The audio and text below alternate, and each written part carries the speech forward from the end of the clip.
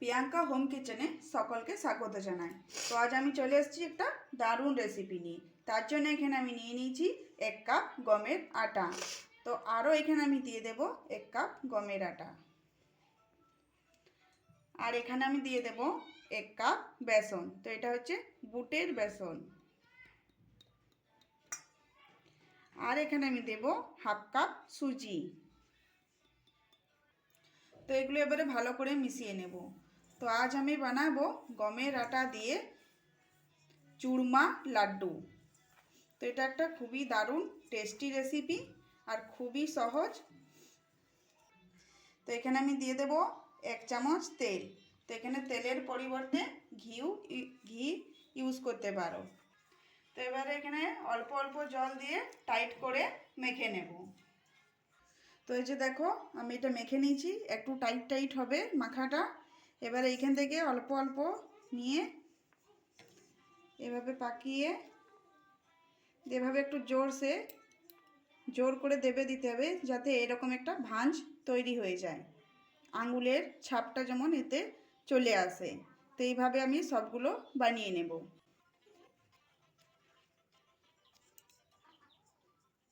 তো এই যে দেখো এখানে আমি সবগুলো বানিয়ে নিয়েছি। এবারে এগুলো আমি তেলে ভেজে নেব। তো তেল গরম হয়ে গেছে, এবারে এগুলো তেলে ছেড়ে দেব।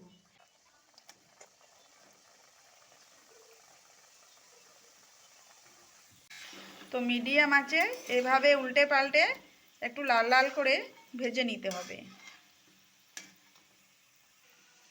তো এখানে আমি কিছু ড্রাই ফ্রুট নিয়েছি, কিশমিশ, আমন্ড, বাদাম আর কাজু। তো এগুলো এভাবে একটু ছোট ছোট টুকরো করে কেটে নেব। তো এগুলো আমার ভাজা হয়ে গেছে, দেখতে পাচ্ছ কালারটা পুরো চেঞ্জ হয়ে গেছে। এবার এগুলো নামিয়ে নেব।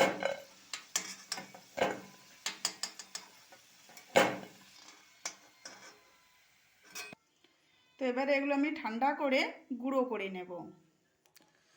তো দেখতে পাচ্ছ আমন্ড বাদামগুলো আমি কেটে নিয়েছি। এবারে কাজুগুলো এভাবে ছোট ছোট টুকরো করে কেটে নেব।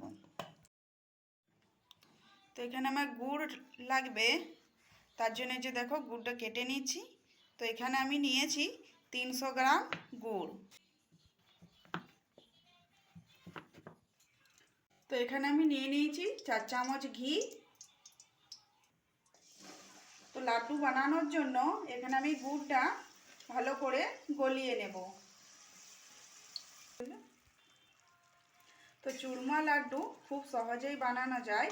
বাড়িতে যদি কিছু উপকরণ নাও থাকে, আটা, বেসন, সুজি, গুড় এগুলো তো থাকেই।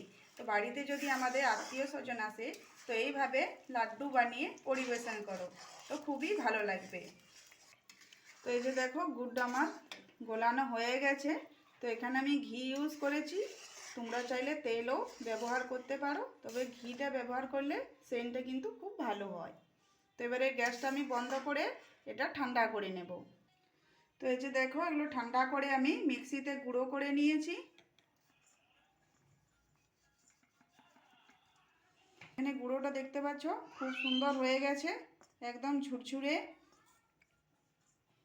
তো এখানে কাজু আর বাদামটা যে আমি ছোট ছোট টুকরো করে রেখেছি, সেগুলো এখানে এবারে দিয়ে দেব। তো এবারে এগুলো খুব ভালো করে এর সাথে মিশিয়ে দেব।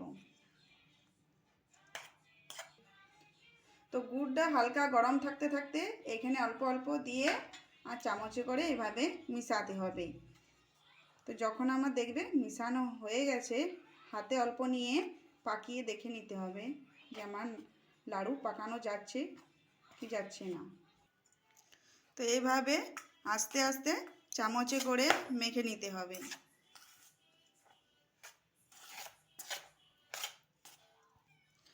তো এখানে আমার গুড় মিশানো হয়ে গেছে। তো এবারে হাতে অল্প অল্প নিয়ে এভাবে লাড্ডু গড়ে নিতে হবে। তো এখানে যে গুড়টা আমি ইউজ করেছি সেটা কিন্তু একবারে ঢেলে দিবে না, অল্প অল্প দিয়ে এটা মেখে নিবে। তো এইভাবে আমি সব লাড্ডুগুলো গড়ে নেব। তো এই যে দেখতে পাচ্ছ আমার এখানে পাকানো চলছে।